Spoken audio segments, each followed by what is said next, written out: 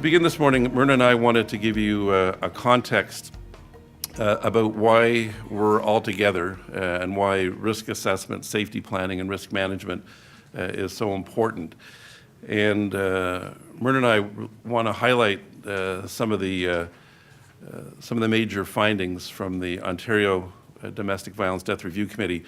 We should say at the outset that Myrna and I will speak as individual academics and give you our own personal opinion. If you want anything official, I mentioned yesterday our chair, Bill Lucas. Bill, do you want to wave?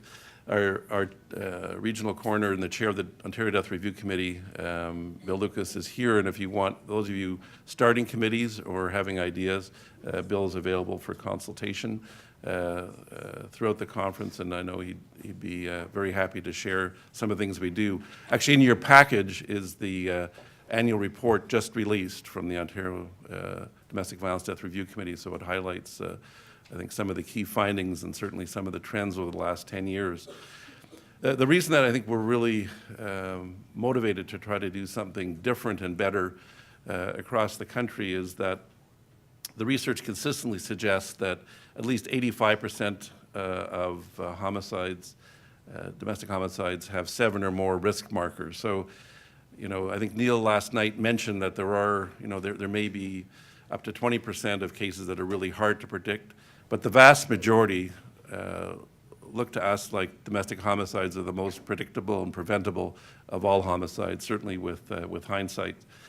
And often critical information is held by family, friends, coworkers in the workplace, frontline professionals who may not have specialized training. So sometimes the person who knows the most are the family doctors and teachers who see the children living with violence, but don't often understand what they're seeing and what it may mean. But obviously a key message for us is a critical need to share information and find ways to collaborate. How do we get beyond some of the limits of confidentiality to realize when there's imminent risk of harm, we actually have to share information on a timely basis.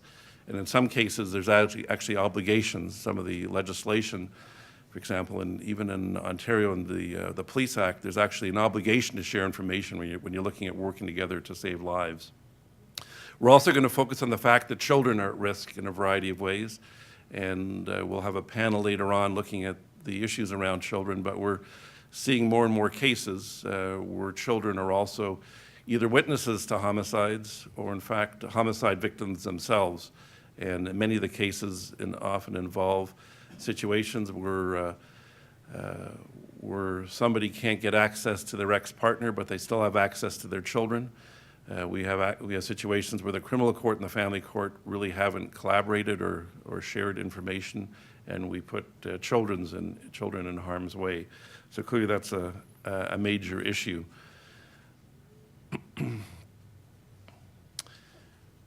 We talk about who knows what, and again, this is probably even an underestimate, but homicides don't happen in a vacuum. Often friends know an awful lot, family know an awful lot.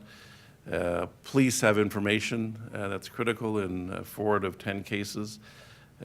Medical professionals, children's aid societies, child protection agencies, co-workers, and I think this is probably an underestimate, but the workplace often is critical if you look at, and we'll come back to that in a presentation by Barb McCrory later on. Domestic violence agencies aren't involved as much. In Ontario, when we did a recent review, there's not a single domestic violence perpetrator who successfully completed a batter intervention program. So although there's lots of debate about whether batter intervention or PAR programs are effective, we don't have homicides with somebody who actually completed the program. We have people who started programs and dropped out. We had one case of somebody who did an online program through Chicago on anger management, but we don't have a single case. We don't have a single case of somebody who actually successfully completed the full program. And we'll come back to that point later on. And obviously the role of clergy, and again, this is probably an underestimate because we're often dependent on official records. If you look at our area of recommendations, and Myrna will go specifically into the areas related to this conference, but clearly what we come back to over and over again, we often repeat the same recommendations. We're now We often find ourselves saying the same thing, so we're talking about the importance of actually auditing or evaluating our recommendations over time. But clearly, public awareness, so we have a very active campaign on neighbors, friends, and family. We have a very active campaign on domestic violence in the workplace to raise awareness. And in Ontario, we have legislation now where workplace violence includes domestic violence. So if workplace should have been aware about domestic violence, it has to be taken as a priority in the workplace. A big issue, obviously, is risk assessment and safety planning, risk management with perpetrators, and we're coming back to major themes about prevention, building and making sure that healthy relationships is built into the school systems from JK all the way through to colleges and universities. And also recognizing that children are affected by domestic violence in a variety of ways, including being at risk for homicide, and we'll come back to that at a panel later on. Myrna, over to you about some of the themes we're seeing. Okay. Thanks, Peter. So one of the most direct and frequently cited concrete outcomes of domestic violence death review committees is actually the recommendations that they make. And recommendations arising from Ontario reviews are distributed to relevant organizations and agencies through the chair of the DVDRC.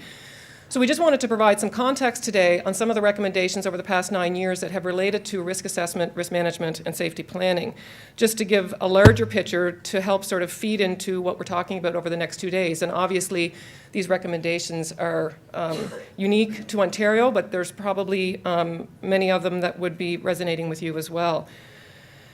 So information on the recommendations, this is sort of preliminary. We've been going through all the recommendations that are published in our annual reports and coding them according to various things. So we're looking at frequency and nature of recommendations, the primary content or focus, the group that's been identified as responsible for taking action, the population or community to which the recommendation is targeted, the type of recommendation, so is it program, policy, practice, the level, is it legislation, policy, and whether there is a strategy for implementation identified.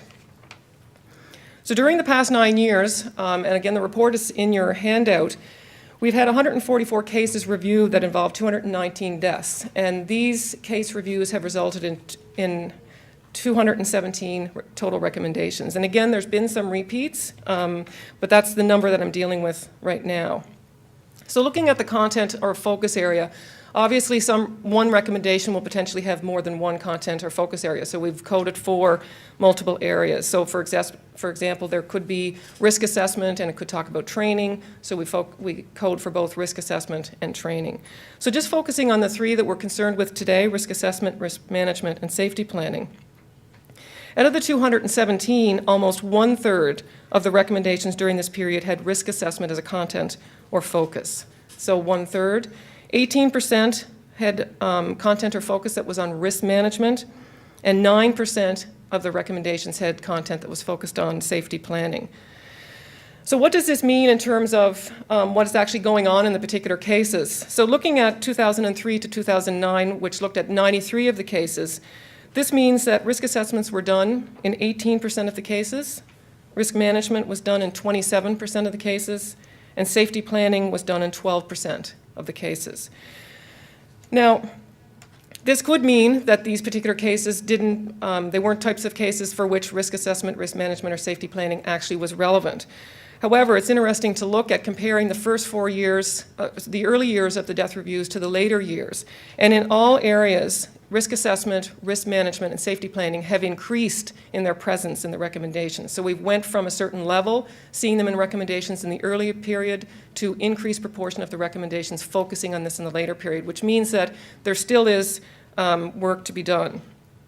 And I think, looking at the fact that risk assessment is about 1/3 of the recommendations, and then we drop down to 18% and 9% for risk management and safety planning, could mean that there's a lot more work to be done in recognizing that these three things often have to go together. Then finally, with respect to what groups are targeted, and the groups have been evolving. So right now, when the recommendations are focusing on risk assessment, the primary groups targeted, and I want to say here that this doesn't mean that they're the sectors that necessarily have to have the most improvement. It could also be that. It could be a combination of they're the sectors that have the most contact with the victims and the perpetrators and their families. But so with respect to risk assessment, police, mental health services, child welfare workers, probation officers, health care, provincial government. And then at a lower present, but also there with respect to needing work on risk assessment, education, schools, social workers, family law, judges, legal counsel, and shelters. When the focus was risk management, police, again, were the top group, Crown attorneys, probation, and then equal representation across mental health, social workers, child welfare, family law, education, judiciary, and corrections. And then finally, with respect to safety planning, the key groups that were focused on were healthcare, mental health services, physicians, social workers, shelter agencies, and police equally. So again, we're just starting to code this in terms of looking at what is the frequency and nature of the recommendations that we have. Since we now have over 200 to draw on, it's timely to start to look at some of the patterns. And so we just provide these as a backdrop to some of the discussions that you'll have over the next 2 days with respect to risk assessment, risk management, and safety planning.